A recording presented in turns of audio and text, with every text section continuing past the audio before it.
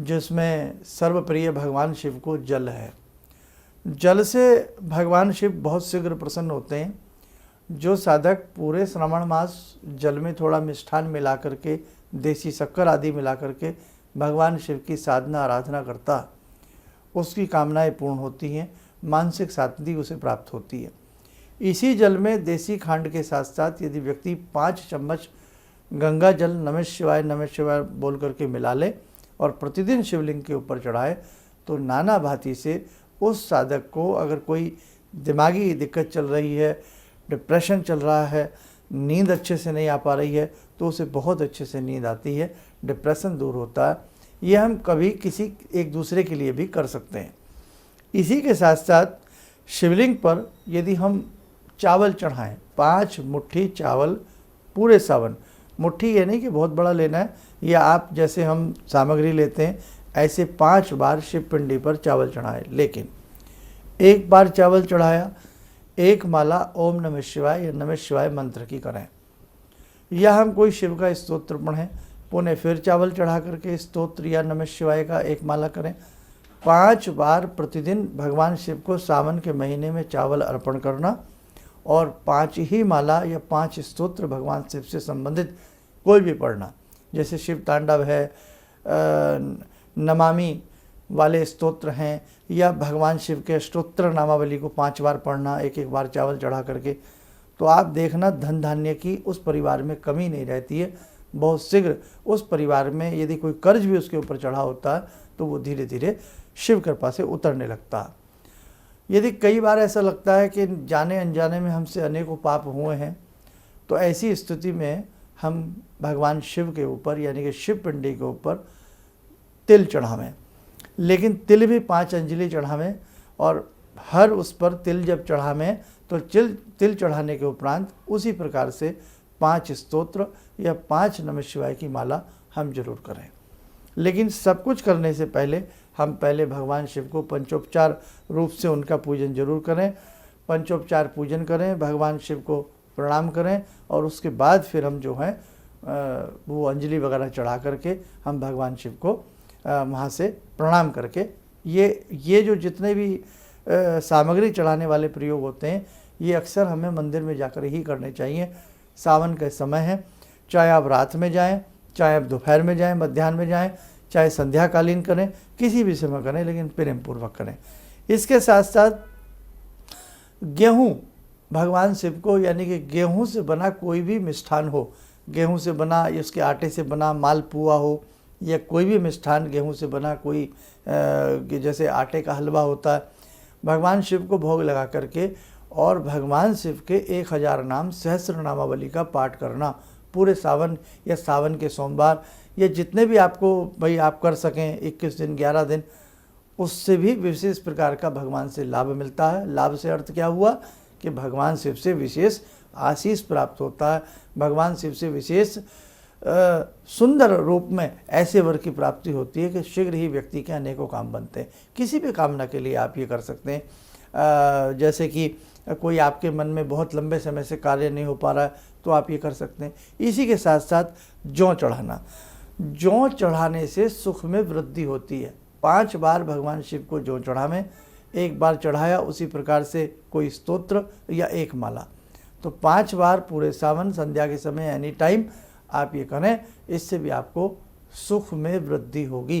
कई बार जीवन में धन होता है, पैसा होता है, लेकिन सुख की प्राप्ति नहीं होती, तो ये स्पेशल सुख के लिए ये उपाय बड़ा ही कारगर होता है। ऐसे ही सरसों का तेल चढ़ाया जाए, और सरसों का तेल चढ़ा करके 5 बार सरसों के तेल की धार और 5 ही जायफल चढ़ाने से शत्रु आपका मित्र बनने लगता है, और जो आपके प्रति वो बहुत ज़्यादा बैर भाव रखता है, आप ये समझ लें कि वो आपका कुछ नहीं बिगाड़ पाएगा।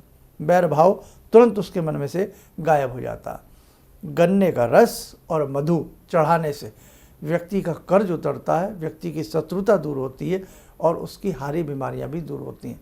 दुर्वा का सत्य चढ़ाने से, गिलोय का सत्य चढ़ाने से, नीम का सत्य चढ़ाने से नाना भांति की असाध्य बीमारियां दूर होती हैं।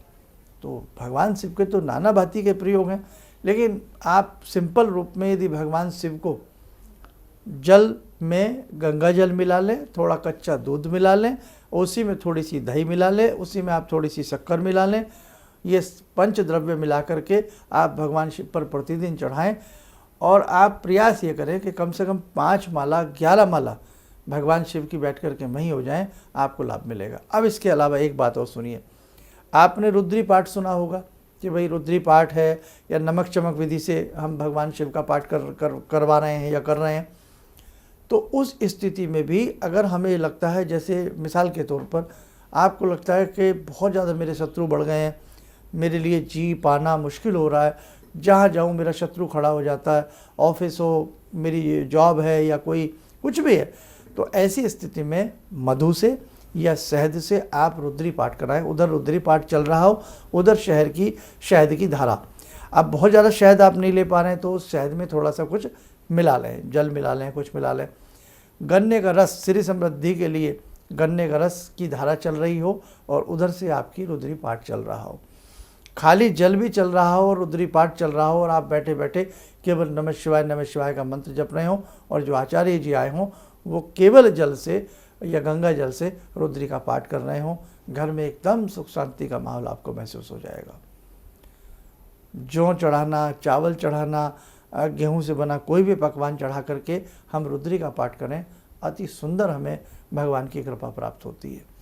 और उसी के साथ साथ देखो, ये भगवान शिव इतने भोले हैं, जैसे कि मैंने बताया कि भगवान शिव की भक्ति भूत भी करते हैं, प्रेत भी करते हैं, बड़ी बड़ी प्राचीन योनियों में पड़े हुए ऐसे ऐसे यक्ष हैं, ऐसे ऐसे ब्रह्म राक्षस भी हैं जो भगवान शिव की भक्ति करते हैं।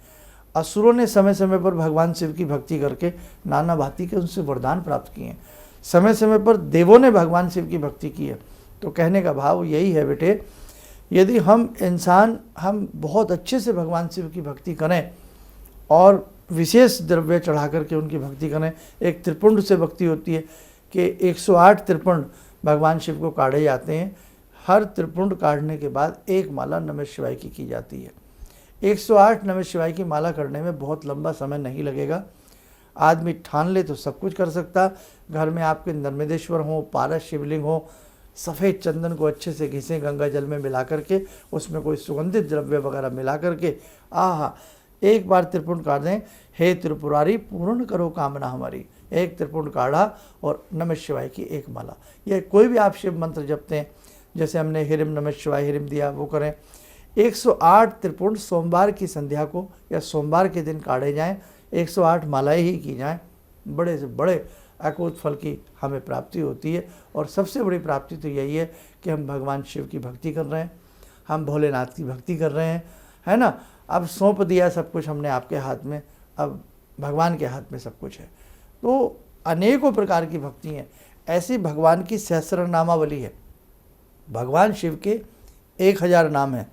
उन 1000 नामों को हर नाम पर फूल चावल भगवान को चढ़ाया जाता और भगवान शिव का किसी भी जहाँ शिवालय हो, मंदिर में बैठ कर के भगवान शिव के संध्या के समय, रात्रि के समय, किसी भी समय, रात्रि मतलब 12 बजे से पहले या फिर बिल्कुल भोर काल में 1008 नाम लिए जाएं, मंदिर में जाकर के त्रिपुंड काढ़ा जाए, धूप दीप भगवान को अर्पण किया जाए, 1 लोटा शुद्ध जल चढ़ाया जाए और उसके बाद फिर भगवान शिव के 1008 या 1011 नाम पढ़े जाएं और फिर पुनः 1 लोटा जल चढ़ा करके दंडवत प्रणाम करके, जो साधक ऐसा करता है सावन के माह में विपुल भगवान की तरफ से कृपा उसे प्राप्त होती है। और उसका कोई भी ग्रह हो, जैसे चंद्रमा तो एकदम ग्रह उसका अच्छा हो ही जाता है, क्योंकि भगवान शिव अपने मस्तक में चंद्र को धारण करते हैं। जल की धार भगवान शिव के मस्तक में रहती है। गंगा जी भगवान शिव की जटाओं में समाई हुई हैं। तो भगवान है ये भोलेनाथ है। और जो व्यक्ति विभिन्न आपदाओं में फंस जाए, शिव तांडव स्तोत्र का और शिव तांडव के साथ यदि शक्ति मंत्र उसमें मिला करके जपता, शिव शक्ति स्तोत्र का जाप करता, इसकी भी पुस्तकें आती हैं, तो अपने आप में अलौकिक चमत्कार दिखने लगते हैं। तो नाना भांति की आज मैंने इसमें जो भी बताया, इसमें से जो भी आप कुछ कर सकें, आपको लगे भाई चलो मैं पूरे सावन भगवान को जो चढ़ाऊँगा, पूरे सावन में 5 बार भगवान शिव पिंडी के ऊपर चावल चढ़ा करके मैं नमः शिवाय की माला करूँगी, आपको बहुत अच्छा लगेगा। और वैसे तो भगवान शिव की सहस्त्र नामावली अति उत्तम होती है। भगवान शिव के 1008 नाम सोचो, अगर जो साधक सावन में कर ले और भगवान को त्रिपुंड काढ़ के धूप दीप दे करके जल चढ़ा करके और फिर 108 नाम करे, जी क्या बात है। तो बेटा भगवान को प्रसन्न करना और ख़ास तौर से भगवान